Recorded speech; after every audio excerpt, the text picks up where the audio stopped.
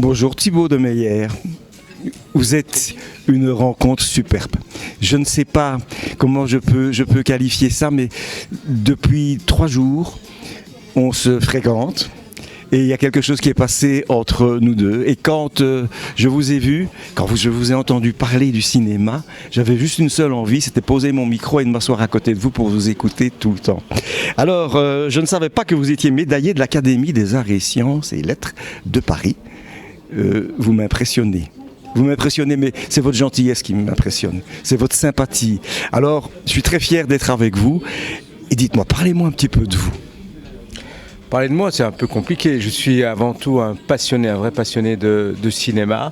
J'aime les rencontres humaines également, que ce soit des stars ou que ce ne soit pas des stars. Le contact humain est très important. Et comme le disait hier Frédéric Socher, les festivals sont là pour aussi rassembler les gens et parler d'une passion commune qui est le 7e art. Personnellement, et ça je crois que c'est une obligation vitale de ma part, c'est de voir au moins un film par jour. J'en ai besoin. Mais dites-moi, il y a combien de temps que vous faites ça? Ça fait pratiquement 40 ans que je suis critique cinéma et j'ai à mon actif entre autres 35 ans de Festival de Cannes, avec d'autres festivals bien entendu, mais c'est quand même le Festival de Cannes, le festival le plus prestigieux du monde, le plus important aussi parce que c'est une très belle carte de visite à la fois.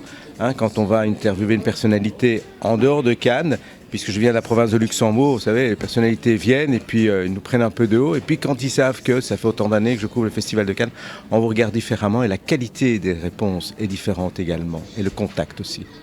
On est au 3e jour du Festival du film international Espoir. Qu'est-ce que vous pensez des 2 premières journées? Je ne peux pas trop en parler puisque je suis membre partie du jury. Donc j'ai un devoir de réserve.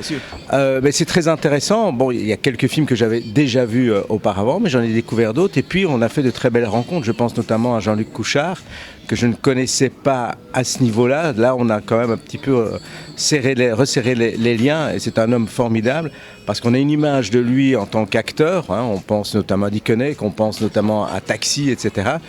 Et puis il nous sort un court-métrage très surprenant. Coup de poing.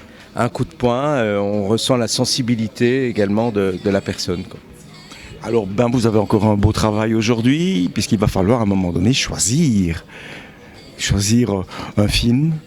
Mais voilà, on va pas vous en demander plus, parce qu'effectivement il y a des devoirs de réserve. Mais en tout cas, il y a une chose que j'espère, c'est qu'on va se revoir. Et que peut-être on aura une collaboration ensemble.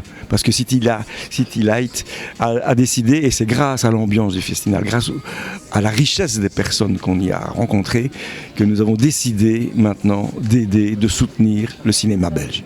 C'est un devoir pour nous de le faire. C'est une mission, quelque part.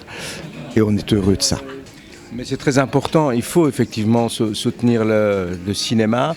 Puis c'est aussi une question d'éducation par rapport à nos enfants, à la transmission, parce qu'il y a cinéma et cinéma. Alors, on aime le cinéma au sens large, mais il y a aussi des œuvres qui doivent être vues. Il faut rendre le public très curieux et donc l'emmener dans les salles et également en parler à nos enfants, leur montrer aux petits-enfants, leur montrer, vous voyez, par exemple, personnellement, j'ai montré à mon petit-fils qui a 10 ans La Vache et le Prisonnier.